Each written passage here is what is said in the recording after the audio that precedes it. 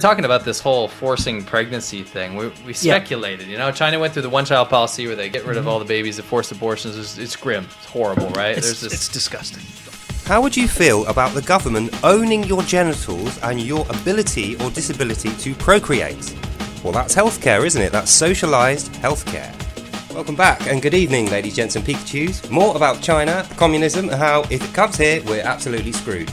So I don't know whether many of you know, but for about 80-90 years in China, they had something called a one-child policy.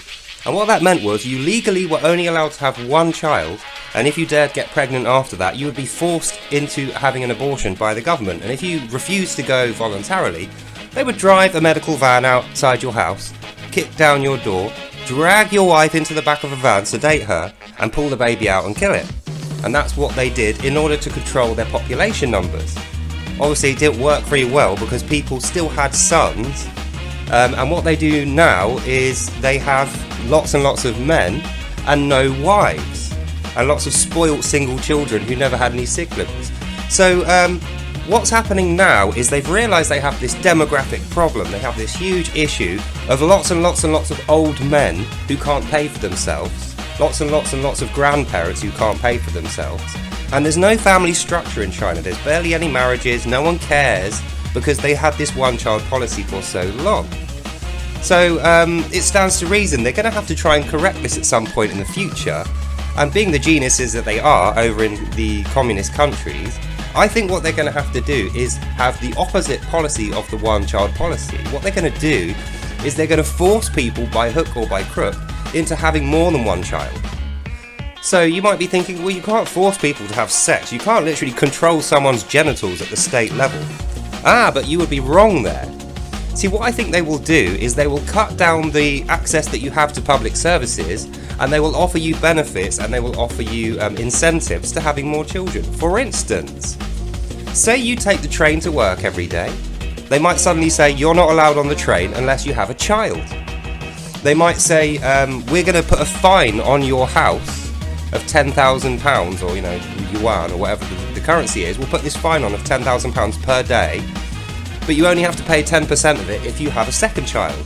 You only have to pay 5% of it if you have a third child. If you have a fourth child, we'll pay you back 10% of everything you've ever paid us. And it's in these ways, with these sneaky, underhand criminal tactics, that the communism system works. And I absolutely believe, as my friends at the China show, the clip that I showed you, and the clip that I'll show you at the end, believe too. Excuse me. So in conclusion, like I said before, we have to appreciate the democracy and the freedom of speech we have here. Yes, it's not perfect. There are many problems for us to solve. But the fact is, we have the freedom to think up solutions and work together in order to put those solutions into practice. We are not jackbooted by the government at any stage. So that's the end of this video. I hope you learned something, and in fact what I would say to you, if you're interested in learning more about this topic, please go ahead and watch the China show. ADV podcasts are on the YouTube. Laowai86 is the younger guy, Matt, on the right hand side, and Winston, the guy on the left, is called Serpent ZA. Serpent ZA is his YouTube name. So please, if you want to learn more, they are the guys to go and learn from. They both lived in China for a good 12-13 years. They were big lovers of Chinese culture until the communist system started to destroy it and started being really racist against foreigners like they were in China, so they moved out. Winston's got a Chinese wife. She came along for the ride with him, so that just proves it. There are Chinese people who are not communists, who you can trust, who are in the corner of democracy and freedom, and these are the people we should be learning from. So I hope you enjoyed that. I'll leave you now to your evening. Have a good one, and I'll see you in the next one. Bye now. Almost a genocide level in 1990, 1991. Remember that massacre? Mm-hmm. It's horrible. Anyway, it's crazy. It doesn't even matter where you stand on the whole abortion issue. Yeah. China forcing women to have them. You force pretty reprehensible. Yeah, exactly. If you force people to have abortions, then you can't stand on either side. You can't. It's like you don't get to take people's agency away like that. And it goes way worse than even the abortion thing. Yes. Yeah. Anyway, it's a grim topic for another time. Yes. Yeah, with any luck, you can see the impending danger that we face here with communism hot on our heels here with socialised healthcare.